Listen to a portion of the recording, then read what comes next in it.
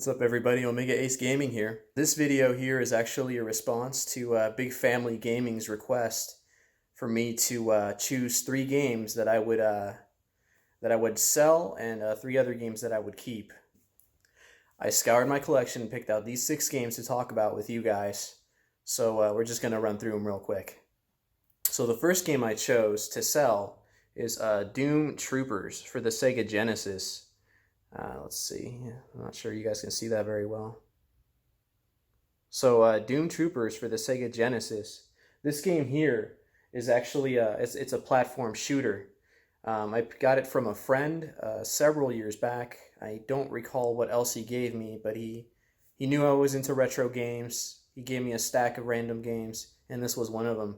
I put some time into it. Maybe I haven't given it enough time to really warrant selling it, but it didn't really speak to me. At least I wasn't resonating with it as fast as I do with some of my other titles. So this is the first one I would sell.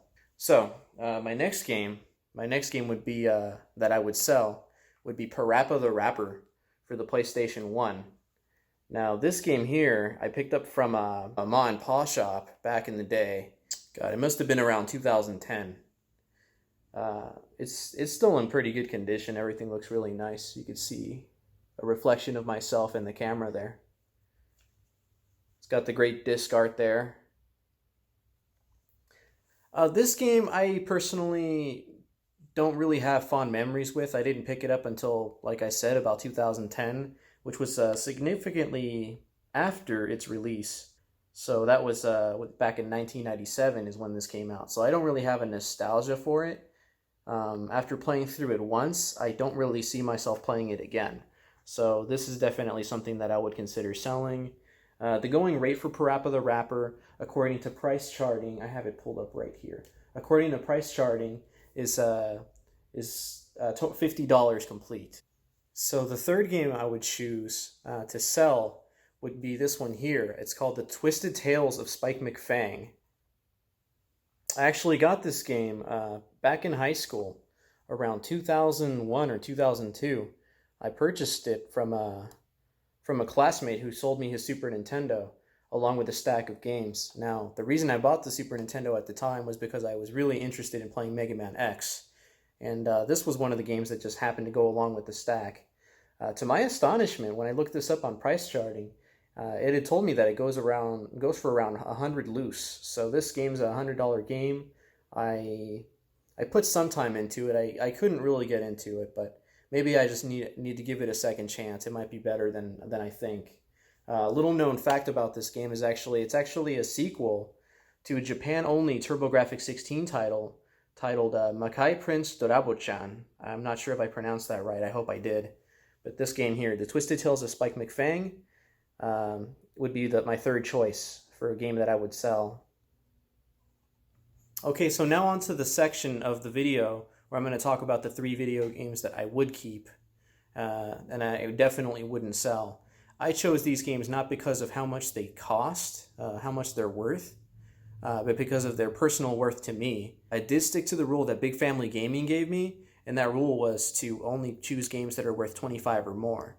So they're at least worth that.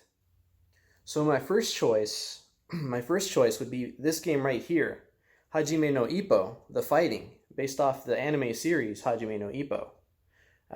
It is one of my personal favorite animes of all time. It's terrific. Definitely watch it if you haven't already.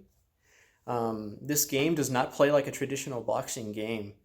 It has unique mechanics, and each of the boxers has signature moves. It's a really, really cool game. This game here, I couldn't find on price charting because of the fact that it's, I don't know, it's a Japanese title. I'm not really sure if they have Japanese titles on price charting, but looking around on eBay, I found the going rate for this game is about $28, $29 used. So it's a really fun title. It's a terrific anime. Definitely check it out if you haven't. So my third title that I chose is this one here, the Collector's Edition of Ninja Gaiden Sigma 2.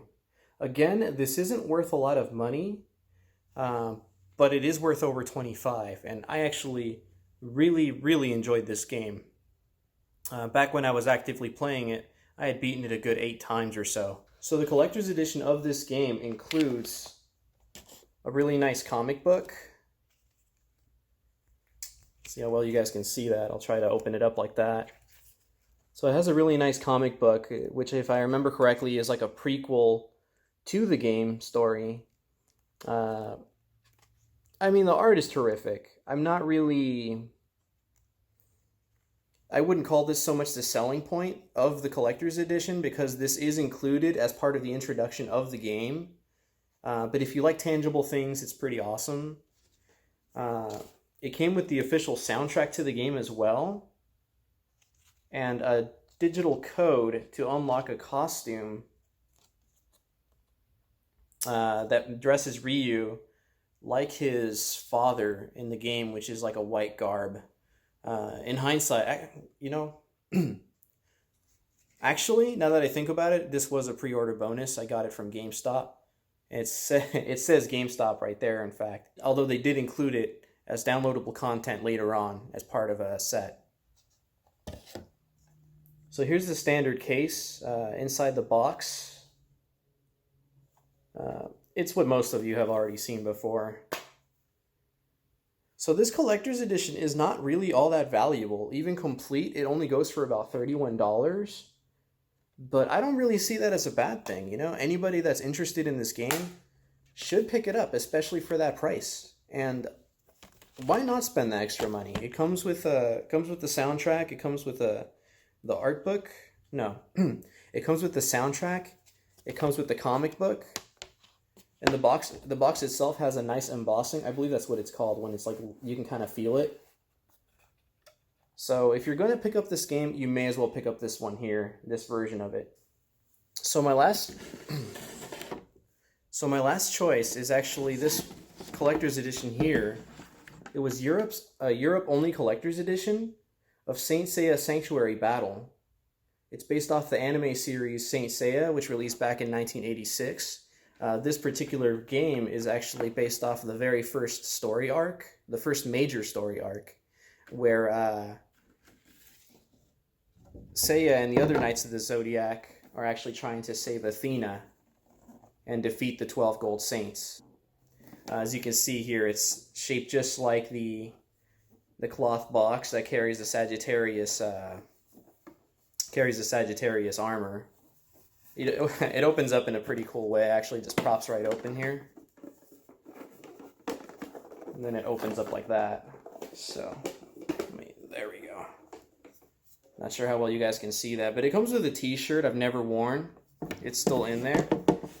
The game itself is like a beat-em-up. It's a beat-em-up with boss fights. And then it does have a cooperative mode where you can play with another friend and it's just the boss fights. But you and a friend can play together and fight the different bosses. So here it is. I couldn't find a used copy on eBay at the moment, so I don't really know what this goes for used.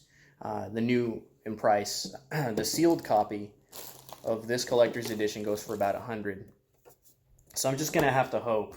I'm just going to have to cross my fingers that it sells for at least $25. So I'm going to go ahead and include a link to Big Family Gaming's YouTube channel on the bottom. Definitely check him out. He's an awesome guy, terrific streamer. And yeah, that's it. Take care, guys. Bye.